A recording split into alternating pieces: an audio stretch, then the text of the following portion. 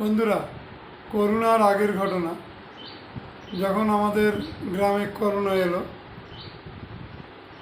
তারপর থেকে তাকে আর দেখি না। প্রত্যেক দিন ঝড় হোক জল হোক আমার রাস্তার পাশে এসে ডাক দিত, মাছ নেবে গো মাছ, জ্যান্ত জ্যান্ত মাছ, হাট দিয়ে যায় জেলে।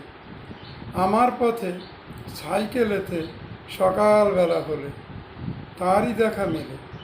আসা যাওয়া, জানতে চাওয়া, কিনবো কিনা মাছ, কিনবো কিনা আমি, মৃগেল চাঁদা, ইলিশ ভেদা, নয়কো বেশি দামি, কিনবো কিনা আমি।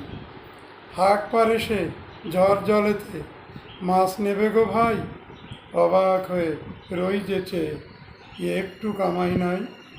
সকল সময় তারই দেখা পাই, অলস অলস ছাড়া কাজের ধারা, পেটের টানে ফেরে, ভালোবেসে মুচকি হেসে দাঁড়ায় আমার ধারে।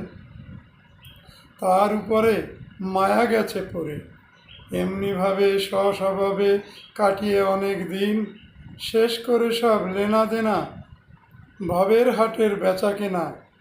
করোনা তার মিটালো সব ঋণ, ফিরবে না আর সেজন কোনো দিন জেলে।